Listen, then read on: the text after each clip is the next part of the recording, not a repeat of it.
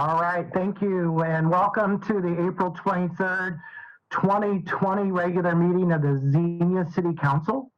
At this time, I'm calling the meeting to order, and we're going to start with an invocation and Pledge of Allegiance by Vice President Wallace. Let us pray. Heavenly Father, we praise you and thank you for this opportunity for the Xenia City Council to come together to take care of the city's business. We pray that your spirit will guide us in all that we do and in our deliberations. We thank you for watching over and protecting us, and we pray that you would just continue to pour out your grace and mercy upon us as we attempt to do your work and your will in this place. Lord, we do lift up all of the people suffering throughout the world, all of the people who are suffering with the coronavirus, all of the people who have lost loved ones, and pray that you would comfort and strengthen them and give them peace. Lord, please be with us as we take care of the business of the city tonight, and just guide President Smith as he leads our group tonight. In Jesus' name we pray, amen. And the Pledge of Allegiance. I pledge allegiance to the flag of the United States of America, and to the republic for which it stands, one nation, under God, indivisible, with liberty and justice for all. Thank you very much, Vice President Wallace, for both the invocation and the Pledge of Allegiance. Mr. Duke, could I get a roll call tonight?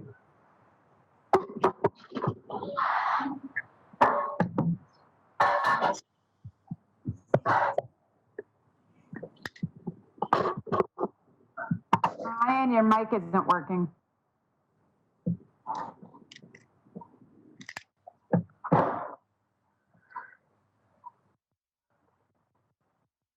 Vice President Wallace.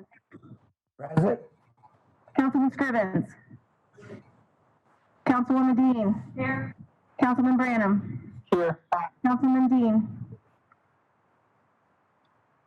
Did I already say him? Mayor Mays. Here. President Smith. Here. Thank you very much. Let the record show that all are in attendance tonight in case of audio issues, and those who are watching. First on our agenda is the approval of minutes from our April 9th, 2020 regular meeting. So I have a motion to accept the minutes for the meeting. So moved. Have a motion by Mayor Mays. Do we have a second? I'll second that, Mr. President. Second by Vice President Wallace.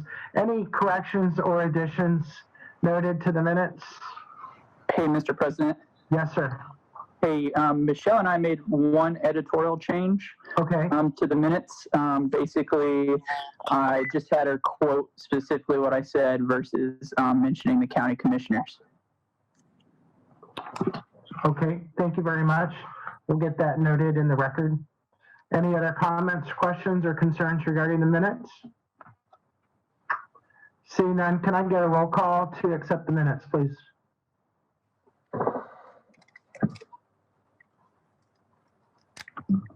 Vice President Wallace. Aye. Councilman Scrivens.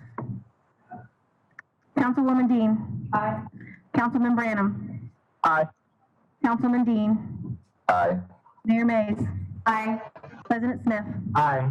Motion carries. Thank you very much. We have no special presentations for tonight. Next is audience comments. Of course, this meeting is closed to the public due to the COVID-19 shutdown considerations.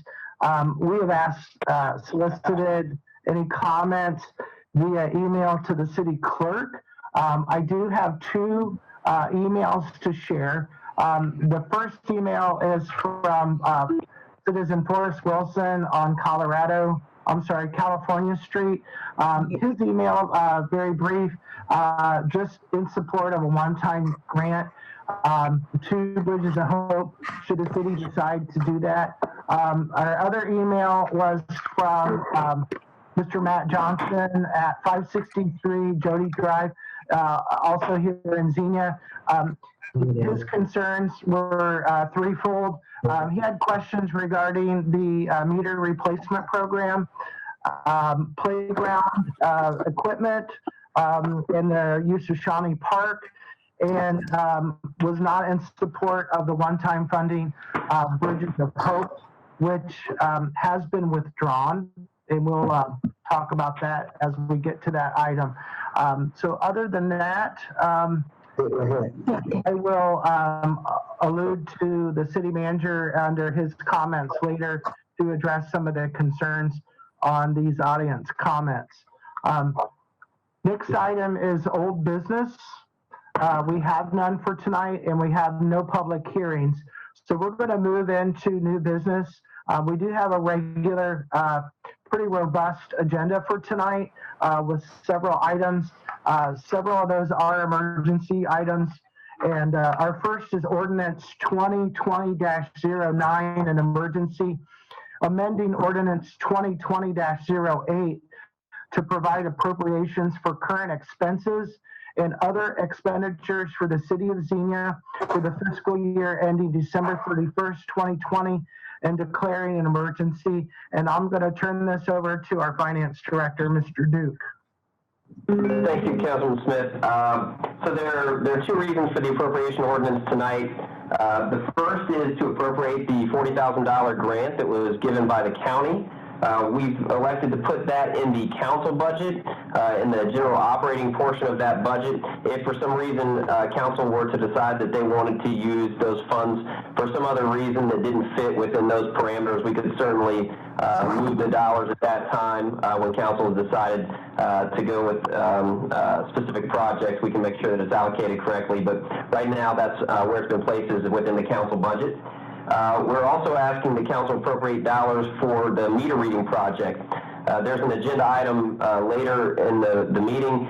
It goes into a whole lot more detail about what we're requesting to be done with the meter reading project. But the reason that we're bringing an appropriation ordinance tonight is that after receiving responses to the RFP, it became apparent that it made a whole lot more sense for us to do a complete change out of all city meters at once. Originally, we had anticipated doing a more gradual phase out of our old meters, but those meters that are currently being used, the vast majority of those are an old technology. They use a pulse signal, and none of the transmitters that would be installed are compatible with those old meters. And so in order to change to a new meter reading system but use those old meters, we would also have to change the register.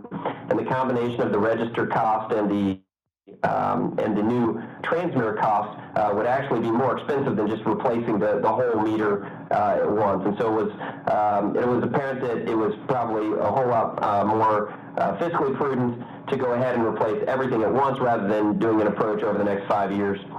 So we're requesting tonight that council appropriate the remaining dollars that would be necessary to move forward with that project. Also note that there are actually two amounts for each fund, both water and sewer, in the item. So some of the appropriations being requested are duplicates because basically what we do is we transfer dollars out of the water operating fund into the water capital fund. And so that is why that you see 915 in both 611 and 664, for example, because that is the water operating fund and the water capital fund. So we're actually transferring dollars. We're appropriating the transfer of dollars from the water operating to the water capital. So I wanted to make note of that, that's the reason that you see a higher number there than you otherwise would if we weren't doing those transfers. So we're requesting that that be approved tonight as an emergency. Thank you, Mr. Finance Director. Do we have a motion tonight to approve this ordinance as an emergency? I would introduce that, Mr. President. I'm sorry. I take that as a motion. The audio broke up on me. Yes, sir. Yes, sir. I would motion to approve, sir. Okay, thank you. We have a motion to approve as an emergency by Councilman Scrivens. Do we have a second? I'll second it. Seconded by Vice President Wallace. Any other discussion regarding the necessary transfer? Mr. President? Yes, sir. It says that there's some of the dollars are from Greene County Revenue Sharing Grant. Could the Finance Director speak to that just a bit, please? Sure, Mr. Finance Director, would you like to speak to that? Sure. So the county has awarded the communities throughout Greene County with different amounts, and they did the same thing last year. Last year was a little over $40,000, and in the prior year, council elected to use those dollars for the fiber project, and so we used that to help to extend the fiber from the lift station over by OVCH actually into the business park, and so that project's complete. The county now has allocated a new amount. This is the second year of the program. It's $40,000, and so we don't have that appropriated in the budget currently, and so we're requesting that we appropriate it, and again, it would be appropriated in the council's budget under the operating classification, and if for some reason council would elect to use those dollars in some way that wouldn't make sense in that category, we'll move it later. But right now, we're just looking to appropriate those dollars that were granted by the county. All right, sounds good. Thank you, Mr. President. Mr. President, if I could. So I have one question, unless there's other questions. So how long can we leave that 40,000 sit in that account? Do we have to use that this year? Can that be rolled over into 2021? If I may, I think the county's intention was that those funds would be used during this fiscal year, and we are required to issue some reporting on how those dollars were used. In some prior communications, I've talked a little bit with the council about the intended use of those dollars, and the county has been quoted recently as saying they're unrestricted, that they can be used as the city deemed appropriate. But again, in some prior conversations with county leadership, there was indication that those dollars, the preference of the county, the instruction of the county was that those dollars be used for programs or projects that would have a compounding economic value in the community. They advised against using those dollars for general operating purposes or for sort of your run-of-the-mill capital projects. So obviously, it's enough money to do something with. In the scope of the city's budget, it's not a tremendous amount of money.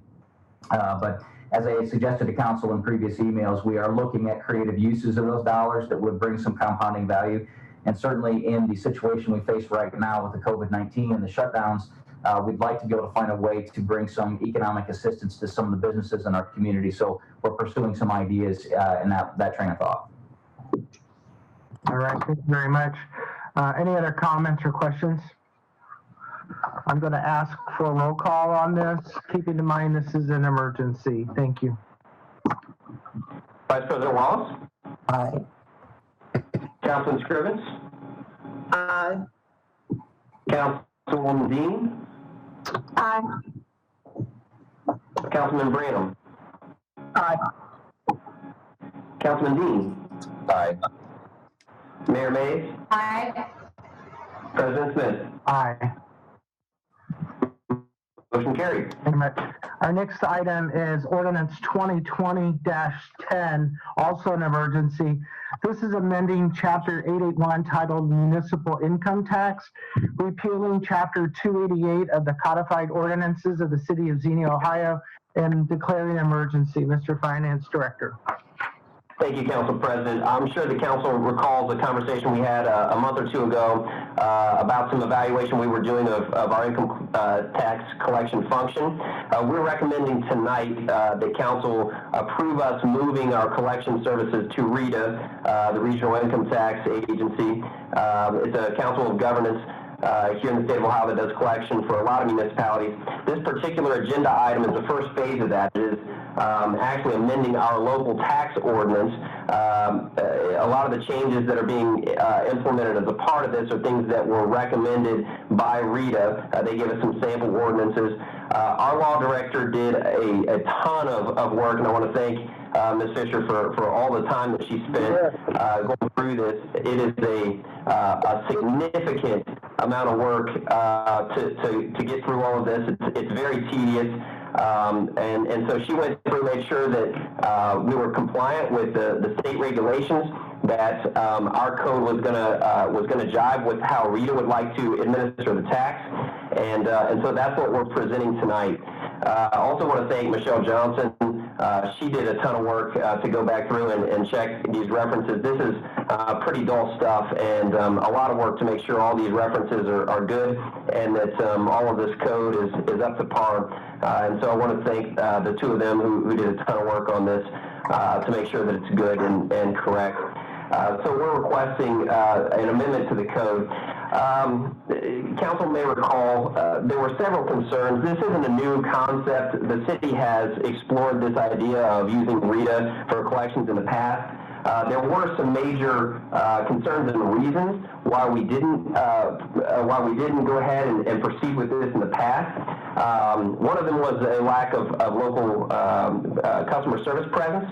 Another was a lack of control locally over how the tax was administered. The cost savings were fairly minimal then, and there was also a lack of confidence in compliance efforts. And I think all of those, some of the circumstances have shifted. And for example, when the state made the decision to change the tax code and basically to try to bring some uniformity across the state, a lot of the control that we had locally over administration of our income tax code, it went away. And so even if we wanted to maintain that control, most of that has been centralized at the state now anyway. Another unique opportunity was presented itself as we evaluated it this time, and that was that RETA had a desire to have an office here locally in this region, and so they visited Xenia. They loved the facility, they loved our community, and they decided that this was the place where they wanted to operate an office out of in this area. And so part of what we're hoping to do is to contract with RETA. They would actually work out of our cab building, out of our administration building. They would share space with utility billing, and so taxes would be administered in the same area that they are today, and service would be provided to our customers here locally just as it is today. And so that's a real win.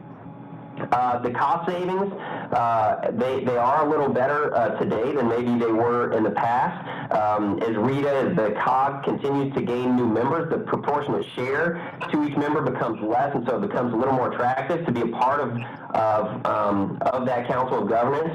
Also, the fact that they're leasing some space means that there's going to be some revenue coming back to the city, which means that the cost is, which means that the cost benefit is greater today than what it was in the past.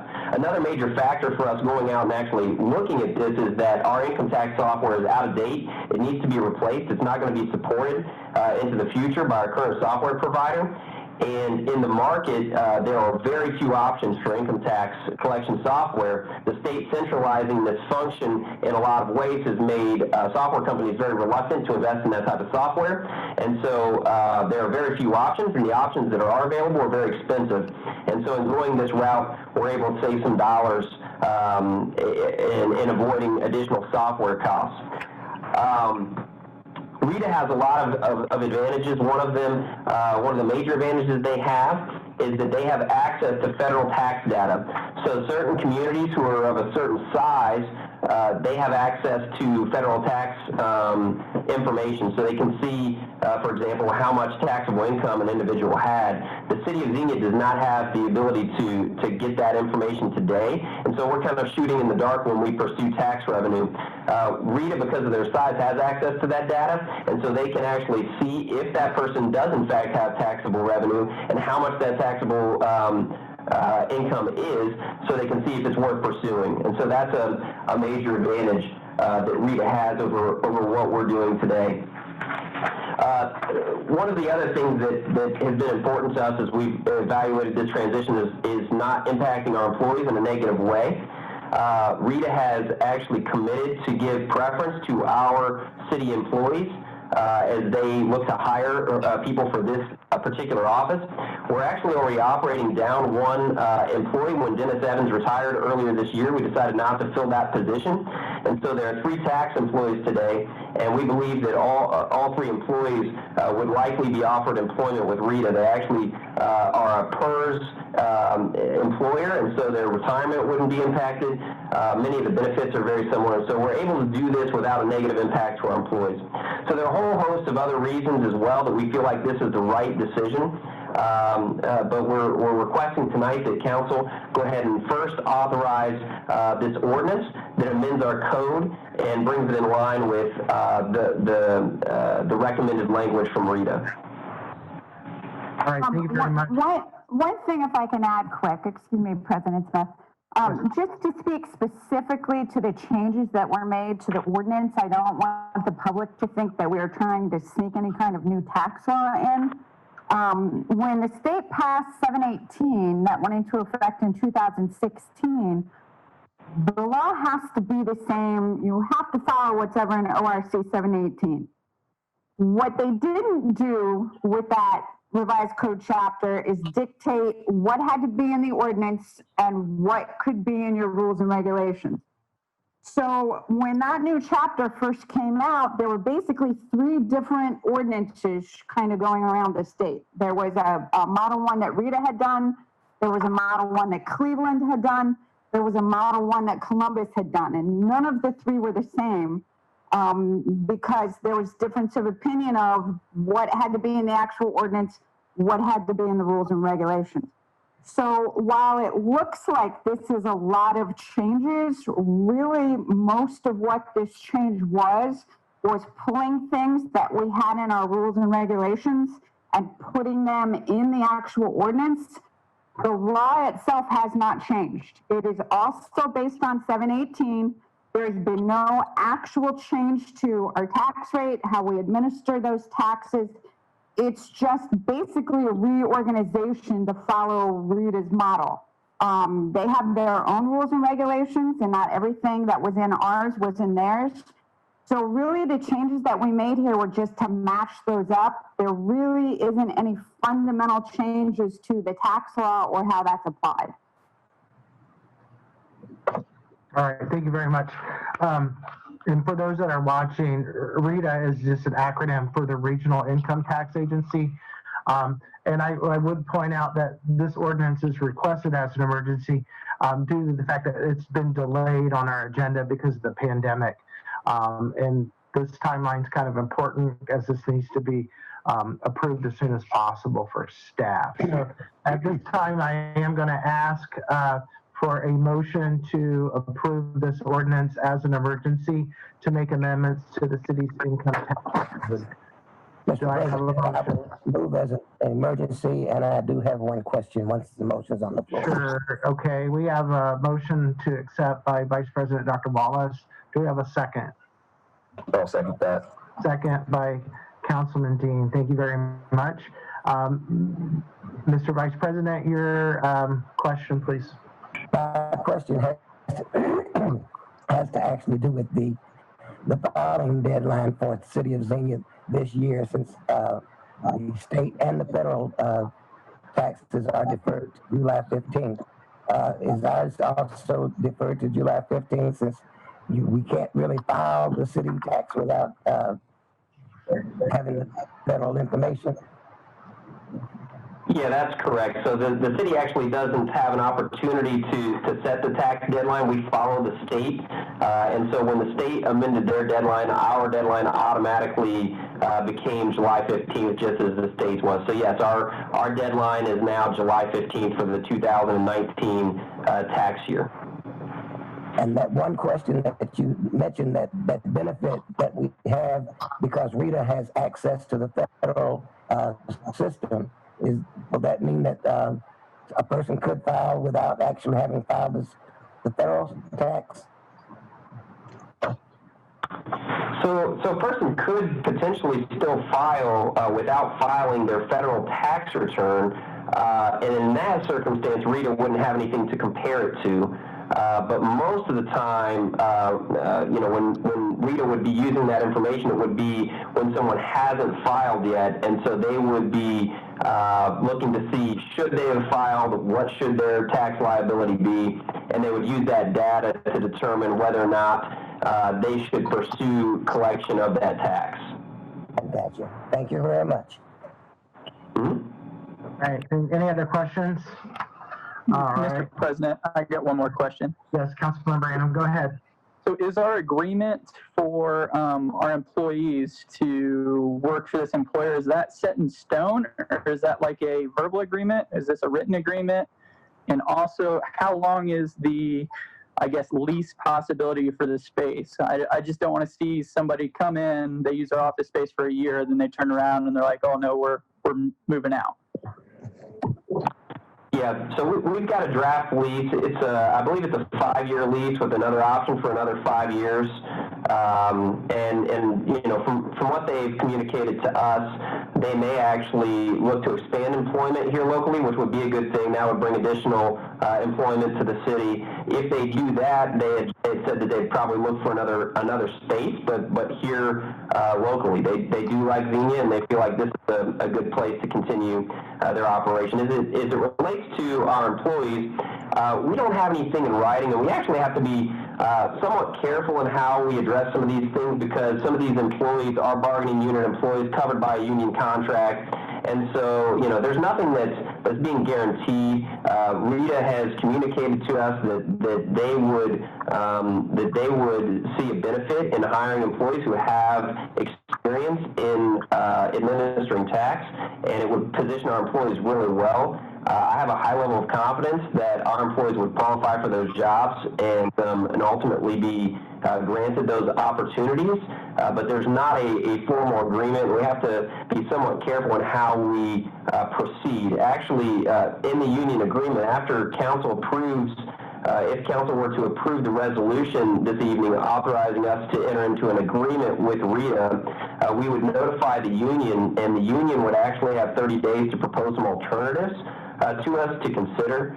I don't see them providing viable alternatives. I'm not even sure that they will provide alternatives, because the employees themselves seem to be happy about making the transition, and so I don't know that they'll actually provide something. But it becomes a little complex in how we proceed with this transition, because there are some collective bargaining implications when we make this move. Thank you, Mr. Duke. Any other questions? Mr. President, before we call for the yeas and nays, I'd like to compliment the law director and the city clerk. When you're dealing with legalese, believe me, these guys were up to their earballs in this stuff, and it's just amazing. I appreciate the yeoman's work that they've done here. Thank you, Councilman Scrivens. Plus, it looks like we're going to accrue a savings of about $110,000. So I'm all for this switch here. All right, thank you very much. Any other comments or questions? All right, seeing none, Mr. Duke, roll call, please. Vice President Wallace? Aye. Councilman Scrivens? Aye. Councilwoman Dean? Aye. Councilman Branham? Aye. Councilman Dean? Aye. Mayor May? Aye. President Smith? Aye. Motion carried. Thank you very much. Our next item goes right along with this.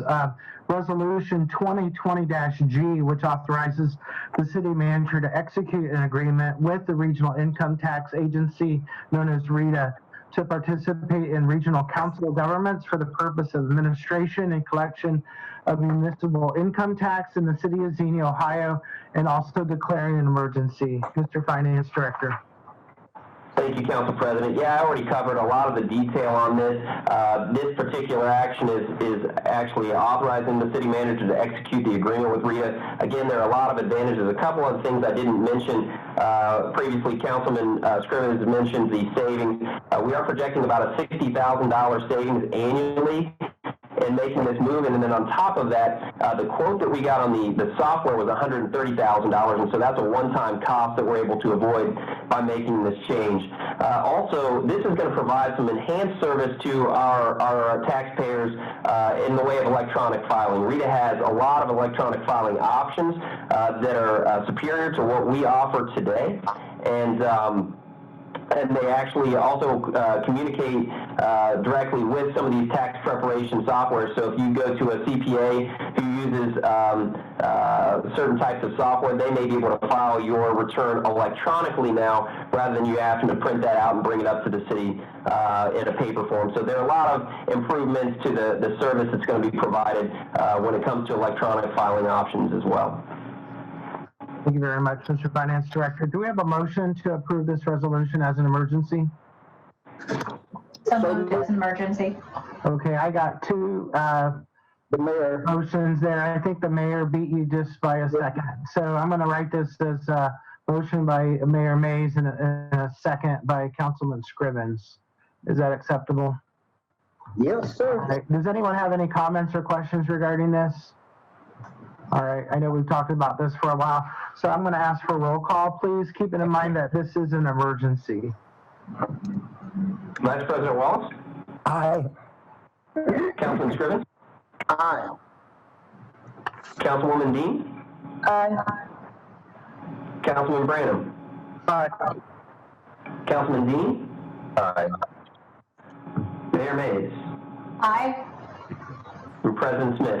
Aye. Motion carried. Thank you very much. Our next item is item D, Resolution 2020-H, also an emergency. This is authorizing the city manager to execute agreements with Greene County Engineers Office and John R. Jurgensen Company to complete the city's 2020 street program and declaring an emergency. This is going to our city manager to discuss. Thank you very much. Thank you, sir. The city is again seeking to partner with the Greene County Engineers Office for the annual street program. As in prior years, we realized that the purchasing power of working with the county engineer's office and the other participating jurisdictions gives us a real advantage in terms of the economy of scale and the price point that we can achieve in partnership with these other institutions. The resolution presented this evening will authorize the execution of a standard agreement with the Greene County Engineers Office for their 2020 bidding and awarding process. It will also authorize the actual award for the contract for the 2020 paving program with John R. Jurgensen Company. They were determined to be the lowest and best bidder based on two acceptable bids that were received by the county. The city's portion of the contract is $831,750.30, as noted in the bid package. Because the Greene County Engineers Office needs the city to sign all the documents in order to proceed overall with their bid and award and pre-construction meeting, it's requested as an emergency tonight so we can expedite that for participation with the group. As I had mentioned to council in an email I sent earlier today, this particular agenda item does not include any specific commitment to actual projects. I provided some thoughts and options from the city engineer and his staff in the email I sent out today. We're not at a point today where we need to commit to specific projects. We'll bring something back for your first meeting in May, getting council's blessing for the specific projects this year. So again, we'll circle back around to all of you at a later date to talk about which projects will actually move forward this year. But it is necessary for council to commit these dollars in participation with the program this evening. All right, thank you very much, Mr. City Manager. Do we have a motion to pass this resolution as an emergency? Also moved, Mr. President. Okay, thank you. Motion by Vice President Wallace. And do we have a second, please? I'll second that. Thank you. Second by Councilman Branham. All right. Any questions or discussions at this time? And keeping in mind in the email that we did get, there are some proposed directions to go on different streets, and that'll be presented to us at our meeting in May. Any Mr. questions? President? Yes. I also just wanted to reiterate, as I suggested in the email today, that we're keeping a close eye on the overall revenue situation. Correct. Obviously, with the shutdown, it affects our income taxes. The shutdown affects hotel motel tax, and certainly has an adverse effect on gas tax. And all of these are resources that are utilized as part of our street program for rehabilitation. And so as we are determining what to finally commit, we are taking a very, very conservative approach because we want to make sure that we're operating within the means that we can reasonably expect.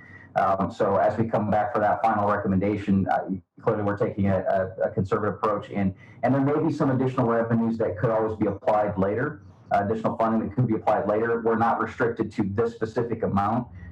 We can add a little bit more if we need to, if we feel we have that revenue. But again, for the sake of the public, we want to let folks know that these are areas that are being affected by the shutdown as well. Thank you very much. Well noted. Any comments? I have a question for the city manager. Yeah, Vice President Wallace, go ahead. Do we have any idea yet, or is it too soon to determine the actual hit that we're going to take as a result of the gas tax, since nobody's driving right now? Yeah, that's a good question, and I'd invite Ryan to the finance director to chime in as well. But we are doing our best to make estimates, and some of these estimates to revenue impacts are a little bit of a stab in the dark based on anecdotal information. It's just hard to get actual evidence. Obviously, with the shutdown that's occurred, that's affecting the amount of driving that people are doing recreationally. It's affecting the driving people would do to go to and from work. So we think it's going to be a significant hit. Now, the other question is for what duration, for what term? If the economy can begin to re-engage here, if the governor begins to open things up, that minimizes the impact. But we think it's substantial enough that we need to take it very, very carefully. And I hesitate to put a dollar amount on it, but it's a meaningful percentage of what we would have expected over the course of a year. Thank you very much. I would just add, in a conference call I was in last week, the initial estimate of driving was down 40% in the state, and that was just kind of an initial number that was thrown out by Lieutenant Governor Houston.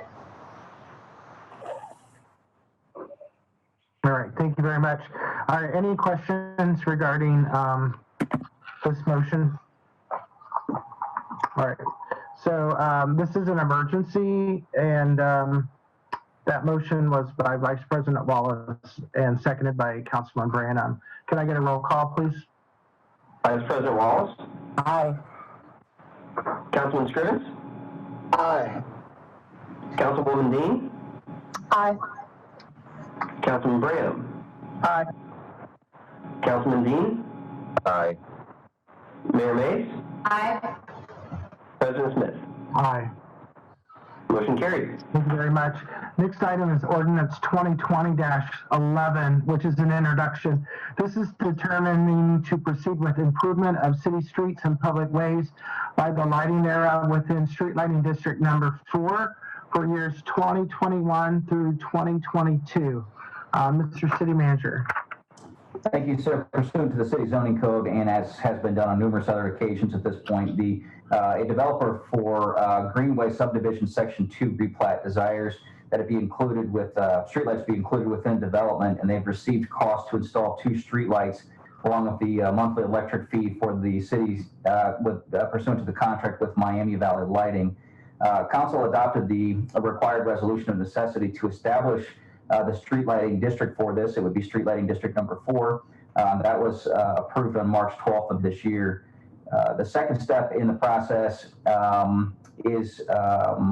the second step in the street lighting assessment process is this additional measure, and the street lighting assessment will be included on the individual's lot owner's property tax duplicate from the Greene County auditor with approval of this ordinance and the other pieces that are required.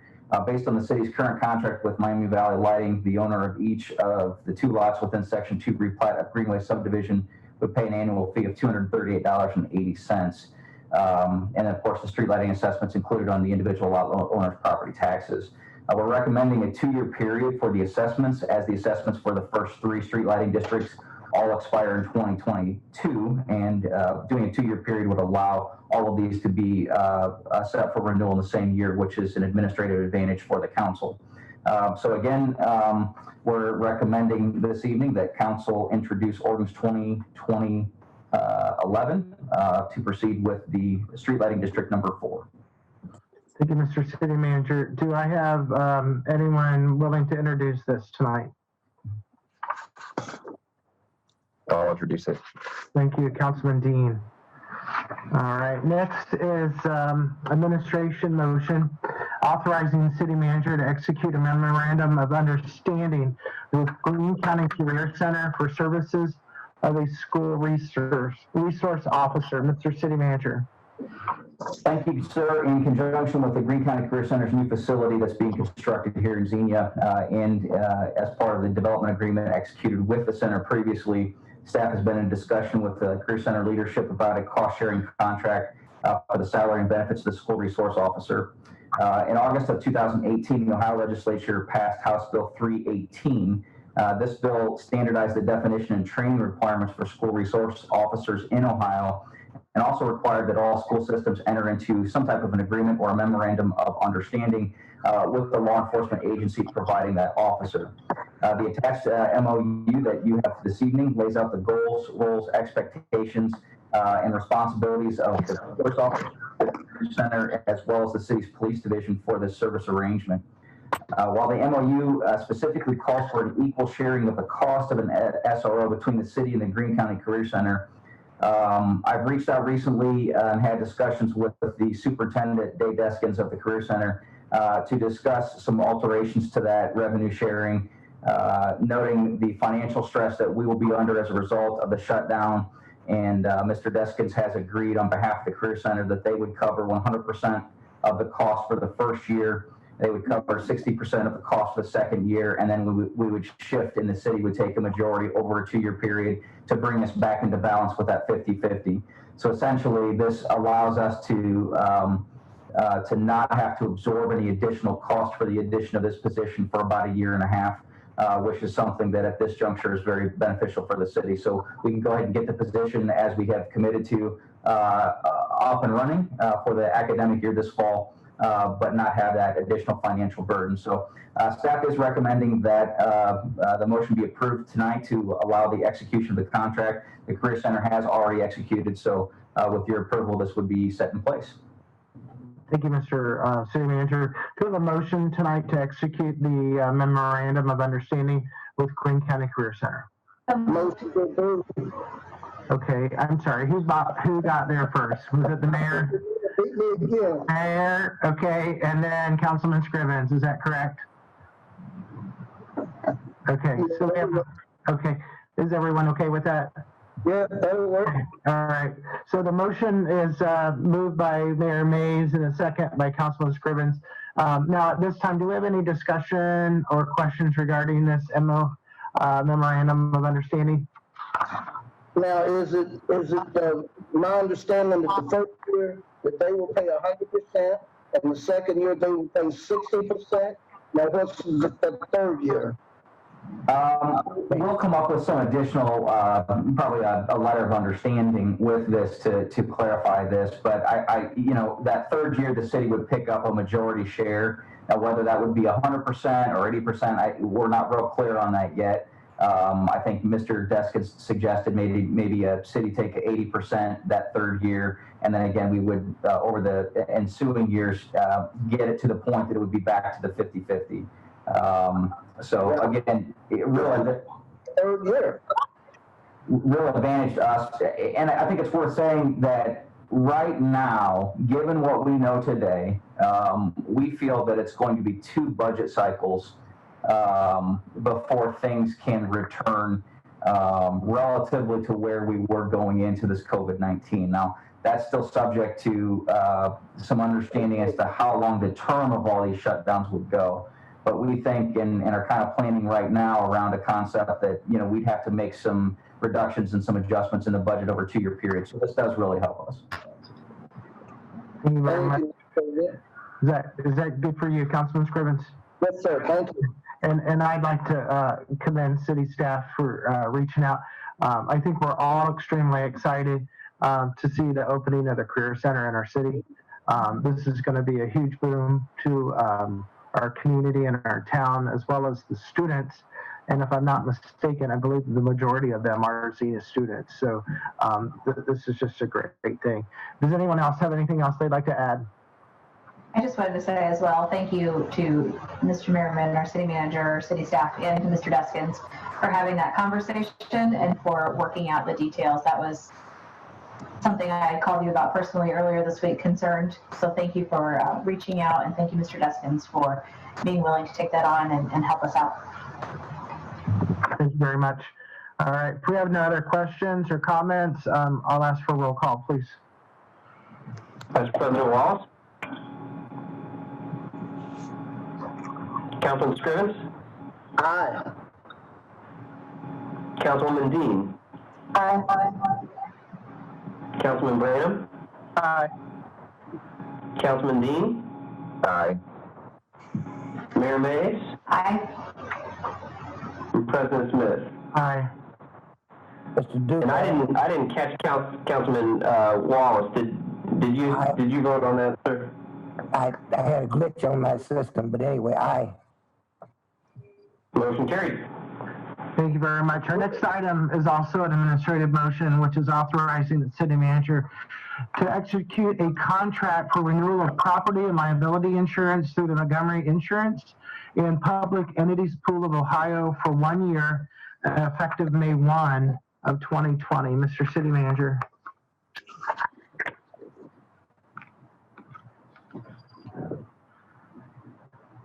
I got no sound. Okay, Mr. City Manager, we're not hearing you at all. You muted yourself. There it is. And burden. We'll try that again. So the city must annually take action to ensure that we have both proper and adequate liability and property insurance coverage. For these services, the city has contracted over the past several years with the Public Entities Pool of Ohio. And with that, local brokerage services have been provided by Montgomery Insurance and Investments. Through the course of the past year, the city's experienced acceptable service from the arrangement with PEP. Again, this year, the service representatives from PEP, Montgomery Insurance, and our staff have worked to review all the changes to assets, services, potential areas of liability, and have come up with some updates and tweaks to make sure that we are protecting the city and their interests. Given the service the city has received and the continuation of the guaranteed rates, staff is recommending City Council authorize execution of the renewal contract for property and liability insurance with PEP through Montgomery Insurance. Just a little bit earlier today, we received the final contract amount. That total is $225,468. This is actually well below the estimated amount, which I think we had budgeted at $270,000. So with that $225,468 in mind, that would be for the 2020/2021 coverage year, which is effective May 1, and we recommend approval of the item this evening. Thank you very much. Do we have a motion to authorize execution of this contract? The savings of $45,000, I so move. Thank you. We have a motion by Vice President Wallace. Do we have a second? I'll second that. Thank you. I think that's Councilman Dean. Yes, sir. All right. Second. All right. So we have a motion and a second. Do we have any questions or other discussion on this motion? I like the idea that we're coming in at 50, Mr. President, thank you, sir. I like the idea we're coming in about $55,000 under the estimate. So that's, we're moving right along here. All right. Thank you very much. Any other comments?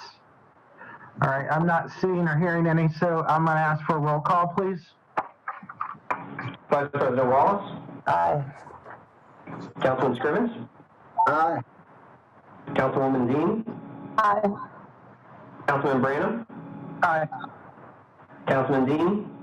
Aye. Mayor Mays? Aye. President Smith? Aye. Motion carried. Thank you very much.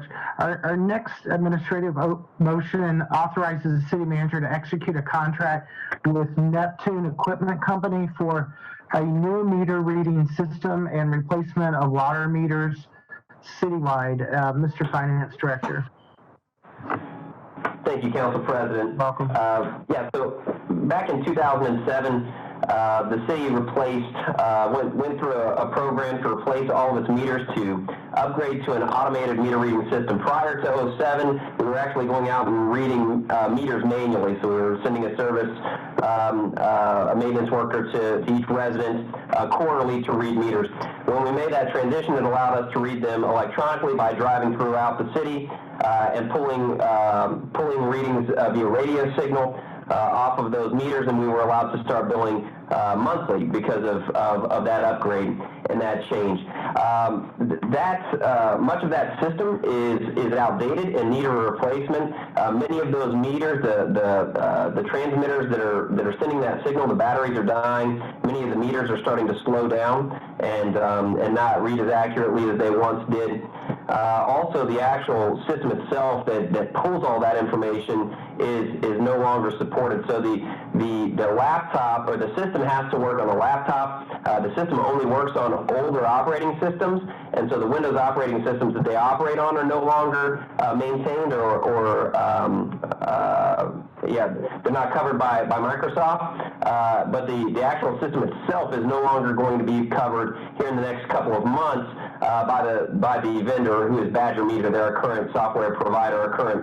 Many of our current meters are Badger meters, and so that software is no longer going to be supported. So we did an RFP, went out and sought bids or responses to replace all the meters in the system. We got several responses back. I think there were 6. There were a variety of proposals.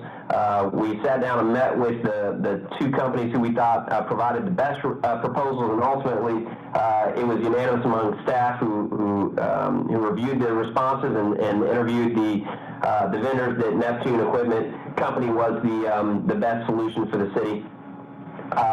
We're asking tonight that council authorize a contract that totals $4,076,070.70. This will replace every meter in the city, whether residential or commercial, all different sizes.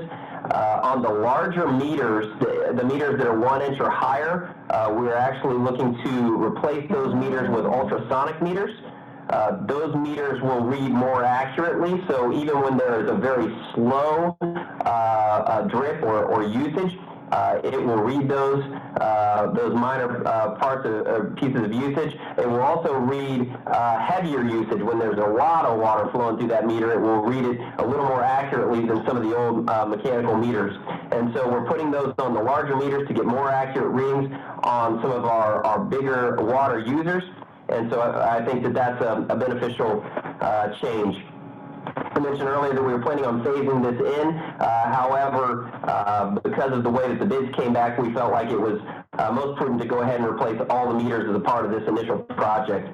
Neptune Equipment Company offers several benefits over other companies. They are fairly local. They have a presence here in the state of Ohio, in the Dayton area. They actually already provide meters to the city of Fairborn and to Greene County. They also provide many of the meters in Montgomery County. So it's a very reliable meter used by many of the cities and counties around us. They also don't subcontract all of the work when there's an install done. So they have a team who comes in. Now, they may supplement with some contractors, but their core team, they have a core team that comes in and actually does that change out.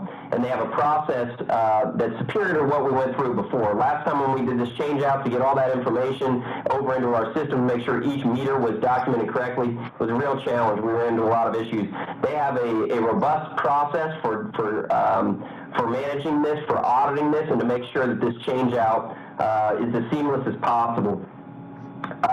This system is going to offer a lot of benefits. So as I mentioned, right now we're driving the city. We're pulling readings once each month. This current system could pull readings as frequently as 15 minutes if we wanted to. We're not sure how frequently we'll ultimately pull them, but it'll give us a lot more current data. So right now, if somebody has a leak, it may be 45 days before we would notify them via their bill that there's a potential leak. With this new system, you can set it up to receive emails, text messages, a lot of different types of communication, and you would know within hours if there's a potential, maybe within 1 hour if there's a leak in your home, so that you can address that in your home or business. It'll give users access to online portals where they can view their usage, so they can see what are some of the peak hours where I'm using water. If you're somebody who waters your lawn, you'll be able to see what's that mean to my usage. There's a whole lot more data that's going to be collected as a part of this transition. One of the things that we felt like was important was that we own the system that's pulling this information, the radio system. Some of the vendors proposed a cellular a cellular connection. We saw even recently with our lift station where the 3G technology was outdated. We have to update to 4G. In this scenario, we're using some radio technology that isn't going to be outdated anytime soon. And so we feel like this is a great solution where we're able to pull that information. It's all within our own system. We're not dependent on somebody else for those readings. So there are a whole variety of reasons that staff thought that Neptune was the best option. Those are a few of them. We're requesting tonight that you authorize the city manager to enter into that contract, and they'll get to work as soon as possible replacing these meters. We do have somewhat tight time frame to get some of these done before the maintenance agreement with Badger ends. Thank you very much. Do we have a motion tonight to execute the contract with Neptune Equipment Company? That motion. Okay, I got a motion from Councilman Dean, and I think that was also Councilman Scribbins. Yes, sir. Right. Okay. Thank you. So we have a motion and a second. Now, any questions regarding this execution of the contract? Mr. President. Yes, sir. Really quick, I just want to check with Ryan and see how long he thinks that this system's going to last. I know you didn't really put a time frame on, but we at least got 13 years out of our old system. Do we think that we're going to do just as good, if not better, with making this purchase? Yeah, so many of the newer systems are between 15 and 20 years. It depends on what you mean by, so the actual system itself, I think will have a lot more longevity. So NECO is not phasing out their systems as frequently as some of these other vendors. So the overriding software, they're going to continue to maintain that and update that, and I don't think we'll see any changes. Now, the actual transmitters themselves, some of that's dependent on how frequently we're pulling readings. So if you're pulling readings off of meter every 15 minutes, that's going to kill a battery faster than doing it every hour, every 2 hours. So some of that's, what we'll have to evaluate. But I would say at a minimum, we're going to get 15 years out of the new system. Best case scenario, 20 years. Thank you, Mr. Finance Director. Does that answer your question, Councilman Brandon? Yes, sir. Thank you. Thank you. Sure. Any other questions? If not, I would make a notation that for those that are watching, these are actually water funds that we're paying for this with. Those water funds cannot be used for operational expenditures nor city streets. I think I did hear a question. Yes, Mr. President. Thank you. Go ahead. Yes, go ahead, sir. Okay. Mr. Finance Director, in terms of the lifetime of the system, now how does this interdigitate our 5G that we're coming up with? Yeah, so because we stayed away from cellular, it really isn't related to 5G at all. What we can do, though, is use our fiber backbone as a part of the system for transmitting some of this data. So you may have a radio receiver on a water tower, and we can communicate that back via the fiber that's to the water tower. So it's unlikely that we'd use cellular at all as a part of this project. There is a possibility that we would use our fiber backbone as a part of it for some of those communications. Thank you, Mr. President. All right, thank you. Any other questions? All right, we're going to ask for a roll call on this, please. Vice President Walls? Aye. Councilman Scribbins? Aye. Councilwoman Dean? Aye. Councilman Brandon? Aye. Councilman Dean? Aye. Mayor Mays? Aye. President Smith? Aye. Motion carried. Thank you very much. Our next item is Administrative Motion I, which is appointing 2 members to the Loan Trust Committee. Xenia Codified Ordinances, Chapter 282, establishes the Loan Trust Committee, which states the following: a committee shall consist of 3 members, which would follow as the Finance Director and 2 council members for 1-year terms. The Law Director acts as a legal advisor to the committee. Development Director Steve Brodsky has a need to schedule a loan trust meeting, actually right after this meeting tonight, to modify terms of an existing CDBG facade loan. Since the loan trust will be consolidated with Economic Development Advisory Board, known as EDAB. I respectfully appoint myself as the chair and Dr. Edgar Wallace to serve as vice chair, since he does serve as chair on EDAB. Do we have a motion to accept these appointments? So moved. We have a motion by the mayor, and do we have a second? I'll second that. Thank you. A second by Councilman Scrivens. Any comments or questions on this?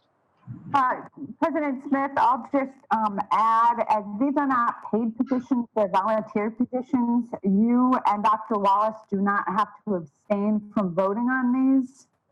If you don't want to, there's no conflict here. There's no ethics issue here. So right. You are free to vote on your own appointments if you so desire. All right, thank you very much. I would point out, in all my years on council, I don't remember us having to have a loan trust committee meeting. Am I wrong in that? City manager? Yeah, we actually. I've had a couple. We have. Yeah, so we have had a couple. We usually have about 2 loan trust meetings a year. It is dependent on need and programs, but typically the committee meets a couple times a year. Got it. Okay, very good. My misunderstanding on that. Okay. Any other comments or questions on this?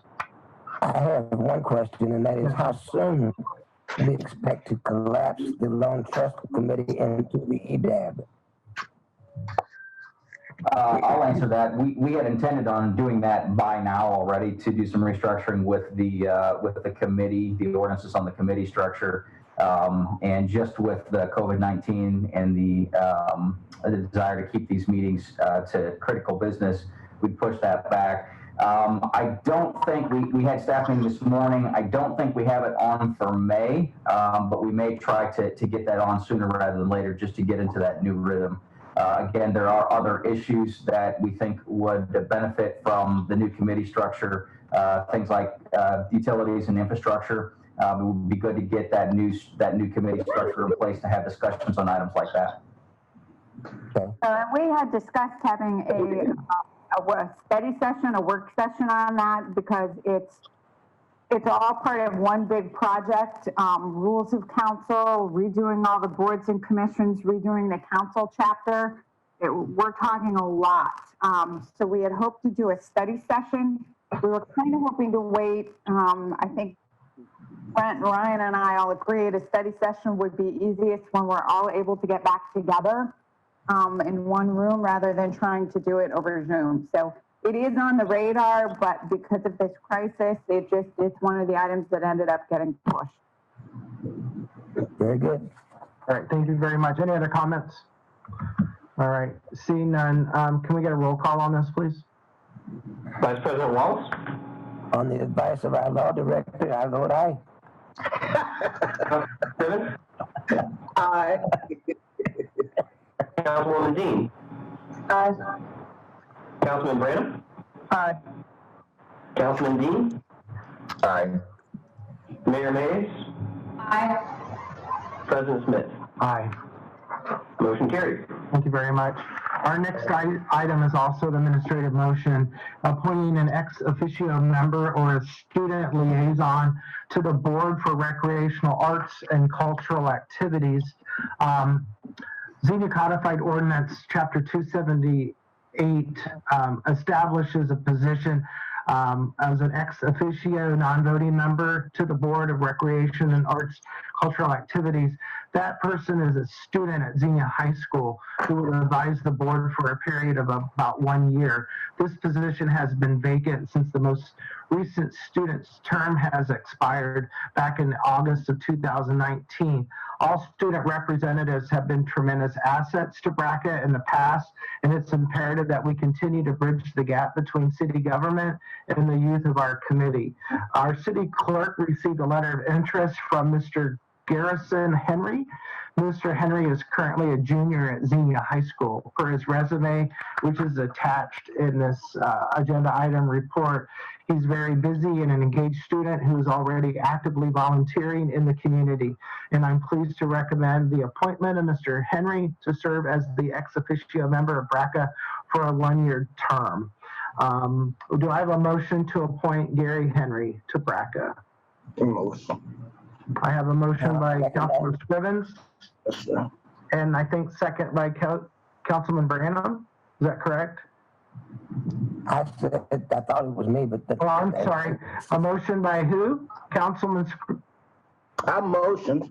motion by Scrivens and a second by Dr. Wallace. Yes. Okay, I'm so sorry. My audio breaks up sometimes. Do we have any discussion on this? All right. Seeing none, let's go roll call on this item, please. Vice President Wallace? Aye. Councilman Scrivens? Aye.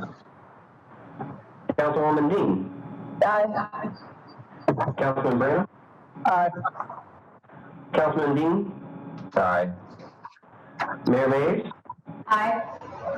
President Smith? Aye. Motion carried. Thank you very much. And I would like to thank Garrison Henry for his willingness to volunteer for this. As most people know, all our appointments on city commissions are volunteers, and those volunteers are greatly appreciated. And we'll look forward to working with him in the upcoming months. Our next item is administrative motion, item K, approving the city budget priorities for 2021. Mr. City Manager.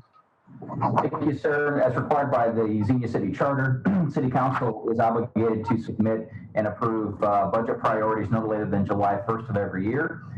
In recent years, we have positioned that to be approved earlier so that those priorities can be taken into consideration as part of our tax budget development process. As part of this effort, the Council Budget Committee met on March 12th of this year to discuss budget priorities for the 2021 budget process. There was a good, robust discussion at that time, and who could have known then what we know now in terms of the COVID-19. But the Budget Committee came up with high-level priorities that included the following: develop a funded long-term strategy for city infrastructure, position Xenia for economic investment, continue to practice sound financial management, retain quality employers, attract new talent, and assess current position retention, continue to provide quality and efficient municipal services, build a healthier community, and seek strategic solutions for ongoing challenges. Obviously, some of these priorities will be more difficult in the months in the fiscal year or two moving forward than we would have assumed when this list was developed. But again, with the concurrence of the Budget Committee, we are recommending the budget priorities for 2021 for approval. Thank you very much, Mr. City Manager. Do we have a motion to approve the budget priorities for 2021? So moved. So moved by the mayor. Do we have a second?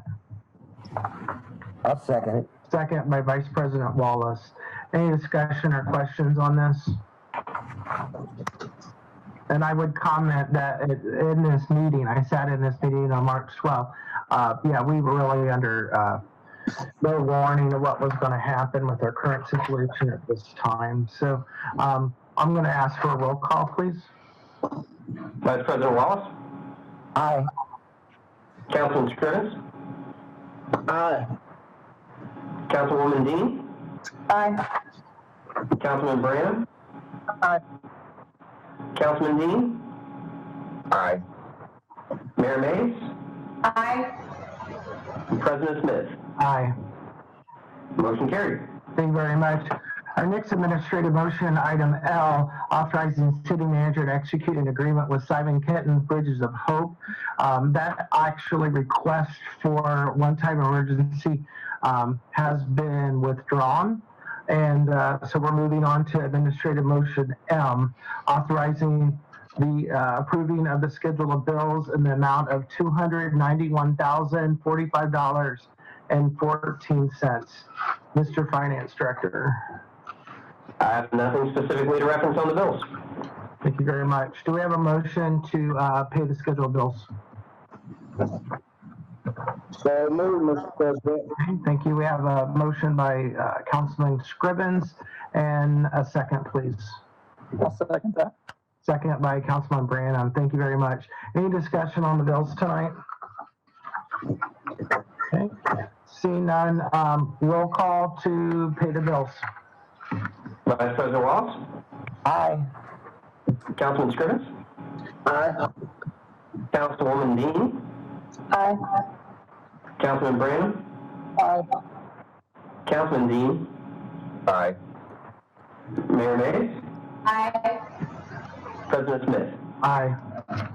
Motion carried. Thank you very much. Next on our agenda is appointed officials reports and council comments. We'll start first with City Manager. Thank you, sir. I have a number of items this evening. I will work to keep it brief, however. First, there was a question that was posed to us in the audience comments that were submitted online or via email. It was about the schedule for the Shawnee Park Playground equipment installation. And I can report that that installation is scheduled to start the second week of May. Pursuant to the contract, we would expect that work to be finished about mid-June, so a little over a month. That is, of course, subject to weather and the potential for any delays that might be associated with the COVID-19. One thing we do not know, though, is with the completion of that playground equipment, if it will be immediately available. Presently, the governor's orders or the health department's orders do restrict use of playground equipment in parks. So hopefully by that point, that restriction will be limited or lifted. But again, we expect that new playground equipment to be installed the second or third week in May to be finished. Wanted to give a few updates on the COVID-19 situation that continues to endure. We are waiting on guidance from the governor, which was originally expected this week, and today was announced that it will be offered on Monday. We will use that guidance on the reopening process to develop the city's plans for a full return to work and reopening of our facilities. Given what the governor said today, I do not anticipate that it will be a swift return to business as usual. Rather, it is likely to be a very methodical, longer-term approach with some fairly rigid requirements in terms of the types of steps that need to be taken, personal protective equipment, physical distancing, and so forth that will be necessary, not only for the city, but for other businesses in our community and across the state in order to re-engage their services. We will make a determination next week on our local emergency declaration that is set to expire here next week. I anticipate that the governor will extend that emergency declaration, and it is likely that we will follow suit for a host of reasons, perhaps most importantly because of the fact that that declaration is then tied to any emergency funding that we can receive. Also wanted to report related to this that we've had recent discussion with various entities and internally on special events. We have canceled all of our community special events in the month of April, as well as the May 1st Fridays. We have not made a final decision, but it is likely that we will be in a position that we will need to cancel special events for June as well. So the June 1st Fridays, the fishing derby, in talking with several others, we would hope to postpone the fishing derby and perhaps move it to later this year. But though not official, it is likely we will have to at least postpone that from June.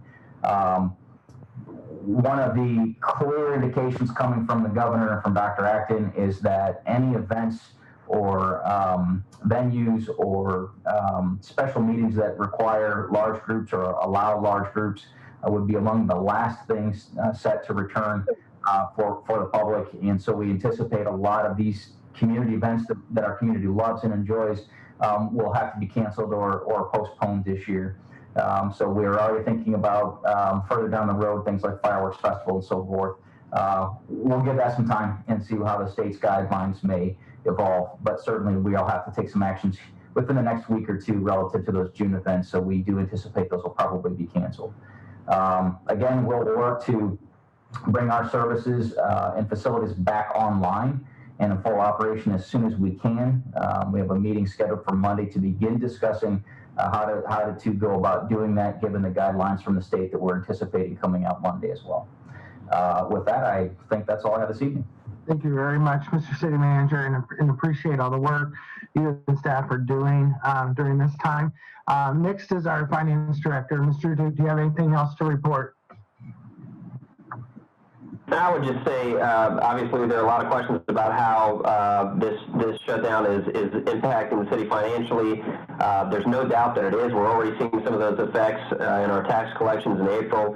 However, it's going to be very difficult for us to know the full scale and scope of how this impacts us for some time. And so just ask that you be patient with us as well as the public. We'll do our best to keep you updated on how this is impacting us. But I think, best case scenario, we're probably looking at September, October timeframe before we have an idea of just how significant this thing is going to impact us. To the city manager's point, there are a lot of different revenue sources that are going to be impacted by this, and so we'll continue to monitor each of those and report back to you as we have more information. All right, thank you very much. Madam Law Director, do you have anything else tonight that you would like to add? I have nothing else to add. Hope you are all staying safe and hope we get together sometime soon here back in person. Hopefully if not next month, at least by June. All right, thank you very much. I'm going to skip the mayor. I'm going to come back to you, Mayor Mays, if you don't care. I'm going to let you almost finish up the meeting. Councilman Branham, do you have anything that you'd like to add tonight? Yeah, I just want to add that I want to thank I'm apologizing if I mispronounce his name. It's Lieutenant Leonard Bari for his service with the Xenia Fire Department. Congratulations on your retirement. And I would also like to make sure everybody's safe, make sure you're social distancing, and of course, enjoying our parks in the areas that you can. I did notice the other day I went by Shawnee Park, the bathrooms are closed, and that's just to keep citizens safe. I know that upsets people, but it's all just in the scheme of the city trying to take care of you and making sure that everybody's not touching the same door handle to get into the restrooms, not using the same sink to wash their hands and stuff like that. So I just want to let you guys know that it's not the city's way of punishing you, it's the city's way of keeping you safe. All right, thank you, Councilman Branham. We appreciate those comments. Councilwoman Dean, would you have anything to add tonight? All I have to add is just stay safe and wash your hands. Thank you very, very much. Okay, Councilman Scrivens. Thank you, Mr. President. Just want to compliment again all the hard work that was done by the law director and the city clerk, grinding out these details. And it's where the devil is the details. So I want to tell them that we really appreciate what they do behind the scenes. Second of all, Mr. President, I want to congratulate all of our graduates here in Xenia Legacy, Xenia High School, everybody who's graduating in 2020. You will remember this forever. You can't change this. So we have to tough it out, and we have to see what God has in store for us. And it's got to be better than what it's been. So, and then thirdly, Mr. President, progress is moving right along on the roundabout, and we're anxious to see that project move right along, and we'll get back to you with some good ideas on that later on. And with that, thank you, sir. Appreciate it. Thank you, Councilman Scrivens, for your attendance tonight and your input. Councilman Dean. I don't really have anything to add. Just looking forward to meeting in person again here shortly. Thank you so much. Appreciate that. Vice President Wallace. Well, I just echo the sentiments of all of my colleagues. Certainly wash hands and or wear gloves or both. Certainly wear masks when we're outside and in the public because of safety issues. And again, we want to lift up and pray for the families who've lost loved ones and families who are still suffering with loved ones in the hospitals and so forth. And I agree too with Councilman Scrivens about the graduates at Central State, the Wilberforce, Cedarville. That's all different because they won't get the chance to do their marching, at least not in May. It looks like it'll be, in Wilberforce's case, September before they get a chance to march. But it is graduation. They will be graduates, and we just wish them well in the next phase of their lives. Thank you very much. Thank you very much, Vice President Wallace. Mayor Mays. Thank you, President Smith. Also wanted to congratulate Leonard. When we did our Fire Ops 101, Leonard was assigned to me as he was my handler. So Leonard and I have a unique relationship because the poor man had to help me put my gloves on, put my coat on.